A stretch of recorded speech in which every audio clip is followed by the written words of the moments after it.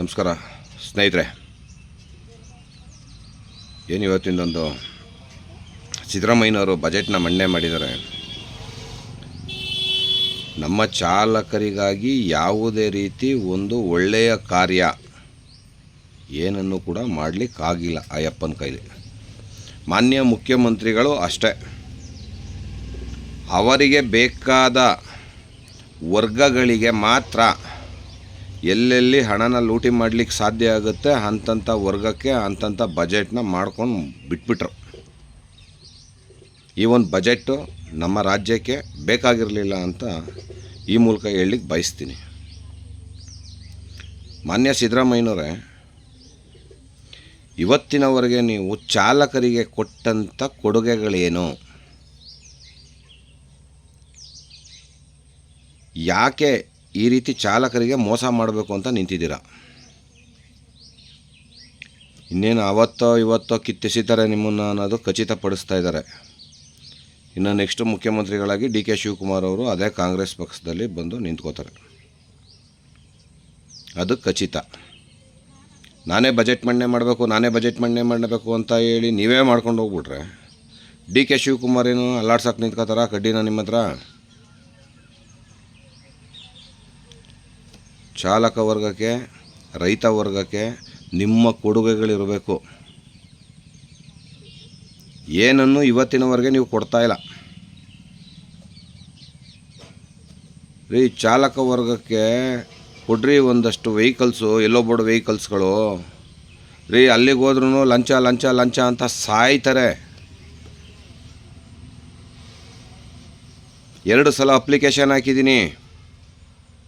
ಒಂದು ಅಪ್ಲಿಕೇಶನ್ ಹಾಕಲಿಕ್ಕೆ ಸರಿಸುಮಾರು 500ರಿಂದ 1,000 ರೂಗಳು ಖರ್ಚಾಗುತ್ತೆ.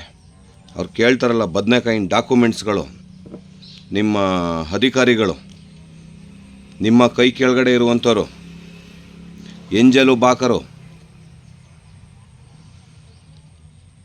ಸ್ಯಾಂಕ್ಷನ್ ಮಾತ್ರ ಆಗಲ್ಲ.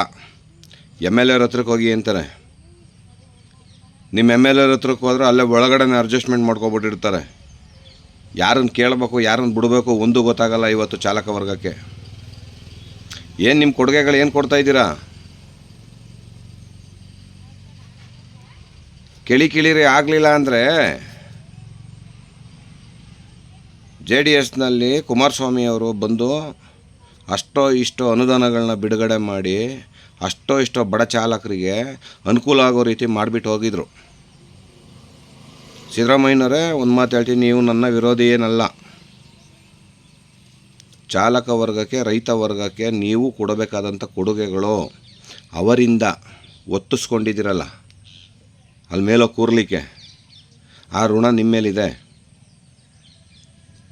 ಏನು ಕಿತ್ತಾಕಕ್ಕೆ ಅಂತ ಹೋಗಿ ಕೂತಿದ್ದೀರಾ ಹೇಳಿ? ನಮ್ಮ ಜನಕ್ಕೆ ಇನ್ನೂ ತಲೆ ಒಳಗಡೆ ಬುದ್ಧಿ ಇಲ್ಲ ಅನಿಸುತ್ತೆ. ಇನ್ನೇನು ನಿಮ್ಮದು ಬಜೆಟ್ ಮುಗೀತು, ರಾಜೀನಾಮೆ ಕೊಡಿ ಅಂತವ್ರು ಆಗಲೇ ಮೇಲ್ಗಡೆಯಿಂದ ಕೊಡ್ತಾರ, ಹೋಯ್ತೀರ. ನೆಕ್ಸ್ಟು ನಮ್ಮ ಡಿ ಕೆ ಶಿವಕುಮಾರ್ ಸಾಹೇಬರು ಬರ್ತಾರೆ. ಅವ್ರು ಬಂದು ಅದೇನೇನು ಮಾಡ್ತಾರೋ, ಅವ್ರಿಗೆ ಏನೇನು ಎತ್ತು ಕಟ್ಟಬೇಕೋ ನೀವು ಅದು ಕಟ್ಕೋತೀರ. ಏನೂ ಕಿಸಿಯೋಕ್ಕಾಗ್ತಾಯಿಲ್ಲ ನಿಮ್ಗಳ ಕೈಲಿ. ದಯವಿಟ್ಟು ಆಗೋಗಿರೋದು ಹೊಟ್ಟೋಯ್ತು, ಏನು ಮಾಡೋಕ್ಕಾಗಲ್ಲ ನಮ್ಮ ಕೈಲೂ ನಿಮ್ಮ ಕೈಲೂ. ಮುಂದೆ ಮುಂಬರುವ ಬಜೆಟ್ಗಳನ್ನ ದಯವಿಟ್ಟು ಚಾಲಕ ವರ್ಗಕ್ಕೆ, ರೈತ ವರ್ಗಕ್ಕೆ ದಯವಿಟ್ಟು ನಿಮ್ಮ ಕೊಡುಗೆಗಳಿರಲೇಬೇಕು.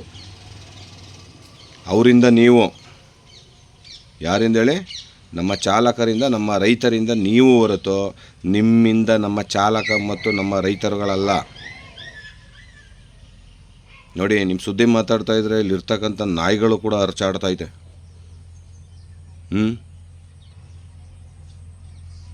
ನಮ್ಮ ರೈತರಿಗೆ ಏನು ನಿಮ್ಮ ಕೊಡುಗೆ ಇವತ್ತಿನ ತನಕ ಕೊಟ್ಟಿದ್ದೀರಾ? ಎಲ್ಲಿಗೋದ್ರೂ ನಿಮ್ಮದು ಲಂಚ ಲಂಚ ಲಂಚ ಲಂಚ ಲಂಚ. ಜನ ಬೇಸತ್ತೋಗ್ಬಿಟ್ಟು ಯಾವ ಇಲಾಖೆಗೆ ಹೋಗೋಕ್ಕೂ ಹಿಂಜರಿತಾರೆ. ಇವತ್ತು ತಾಲೂಕು ಆಫೀಸ್ಗೆ ಹೋಗೋಕ್ಕಾಗಲ್ಲ, JDPಗೆ ಹೋಗೋಕ್ಕಾಗಲ್ಲ. ಬಿಡಿ, ಸತ್ತೋಯ್ತು JDP ಆಲ್ರೆಡಿ. ಒಂದು ತಾಲೂಕು ಆಫೀಸ್ಗೆ ಹೋಗೋಕ್ಕಲ್ಲ, ಒಂದು ಪಂಚಾಯತಿಗೆ ಹೋಗೋಕ್ಕಾಗಲ್ಲ ಕಣ್ರಿ ಸ್ವಾಮಿ. ಈ ಕೂಡಲೇ ನೀವು ಏನು ಮಾಡ್ತಿರೋ ಬಿಡ್ತಿರೋ ಗೊತ್ತಿಲ್ಲ. ಚಾಲಕ ವರ್ಗಕ್ಕೆ ರೈತ ವರ್ಗಕ್ಕೆ ಒಳ್ಳೆ ಅನುಕೂಲಕರವಾದಂಥ ವಿಚಾರಗಳನ್ನ ಕೊಟ್ಟು ಅವ್ರಿಗೆ ಅನುಕೂಲ ಆಗೋ ರೀತಿ ಬಜೆಟ್ನ ಮುಂದೆ ಮಂಡನೆ ಮಾಡಿ.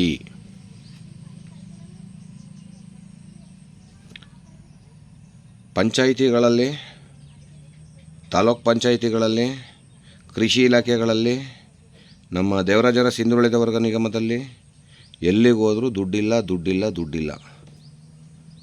ಬಜೆಟಲ್ಲಿ ಕೊಡ್ತಾರೋ ದುಡ್ಡು ಎಲ್ಲಿಗೆ ಹೋಗ್ತೈತೆ ಅನ್ನೋದೇ ಅರ್ಥ ಆಗ್ತಿಲ್ಲ.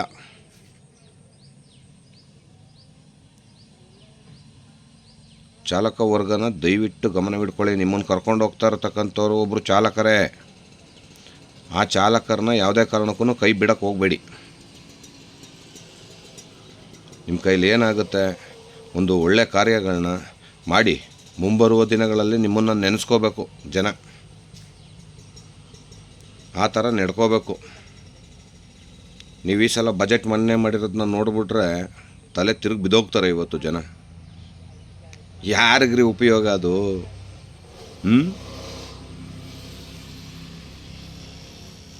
ಒಕ್ಕಲಿಗ ವರ್ಗಕ್ಕೆ ಏನು ಕೊಟ್ಟಿದ್ದೀರಾ ನಿಮ್ಮ ಕೊಡುಗೆ? ಏನೂ ಕೊಡ್ಲಿಕ್ಕೆ ಆಗ್ತಾಯಿಲ್ವ ನಿಮ್ಮ ಕೈಲಿ? ರೀ, ನಮ್ಮ ತಲೆ ಮೇಲೇ ಸಾಲ ಒರೆಸಿ ನಮ್ಮನ್ನು ಸಾಯಿಸ್ತಾ ಇದ್ದೀರಲ್ರಿ. ನಾವು ಯಾವತ್ತು ರೀ ತೀರ್ಸೋದು? ಹಾಂ, ಆ ಪುಕ್ಸಟ್ಟೆ ಬಸ್ಸು ಅಂತ ಬಿಟ್ರಿ. ಅಯ್ಯೋ, ಆ ಭಾಗ್ಯಲಕ್ಷ್ಮಿ ಹಣನಾರು ಮಟ್ಟಕ್ಕೆ ಕೊಡ್ತಾ ಇದ್ದೀರಾ? ಬಂದರು ಬರ್ತು, ಬರ್ದವ್ರಿಲ್ಲ. ಏನು ಹೆಂಗಸ್ರುಗಳೆಲ್ಲ ಏನು ಕೇಳ್ಕೊಂಡು ಕೂತಿದ್ರ? ನಿಮ್ಮನ್ನು ಕೊಡ್ರಪ್ಪ ಸಿದ್ದರಾಮಯ್ಯ ನನಗೆ ಅಂತ ಏನಾರು ಕೇಳ್ಕೊಂಡು ಕೂತಿದ್ರ?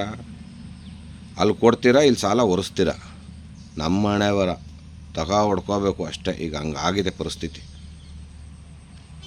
ಈ ಕೂಡಲೇ ಎಚ್ಚೆತ್ಕೊಂಡು ಚಾಲಕ ವರ್ಗಕ್ಕೆ ಹಾಗೂ ರೈತ ವರ್ಗಕ್ಕೆ ಏನನ್ನು ಮಾಡಬೇಕು ಅದನ್ನು ಮಾಡಿ. ಮುಂದಿನ ದಿನಗಳಲ್ಲಿ ನಿಮ್ಮ ವಿರುದ್ಧ ತಿರುಗಿ ಬೀಳ್ತಾರೆ. 100ಗೆ 100ಕ್ಕೆ 200 ಭಾಗ, 100ಕ್ಕೆ 200 ಭಾಗ ತಿರುಗಿ ಬಿದ್ದೇ ಬೀಳ್ತಾರೆ. ನೀವೇನು ಬಚಾವಾಗೋಯ್ತೀರ ಬಿಡಿ. ಇನ್ನೇನು ರಾಜೀನಾಮೆ ಕೊಡಲೇಬೇಕು. ಕೊಟ್ಬಿಟ್ಟು ಅಣ್ಣ DK ಅಣ್ಣ ಕೊಟ್ಬಿಟ್ಟು ಕೈ ತೊಳ್ಕೊತೀರ. ಅನುಭವಿಸ್ಬೇಕು ಆಯಪ್ಪ ನೀವು ಮಾಡಿರೋ ಬಜೆಟ್ಗಳನ್ನ. ಆದರೆ ರದ್ದು ಮಾಡಿಬಿಟ್ಟು ಏನಾದ್ರು ಮುಂದೆ ರೈತ ವರ್ಗಕ್ಕೆ ಚಾಲಕ ವರ್ಗಕ್ಕೆ ಕೊಡಲಿಕ್ಕೆ ವ್ಯವಸ್ಥೆ ಮಾಡಿ. ನಮಸ್ಕಾರ.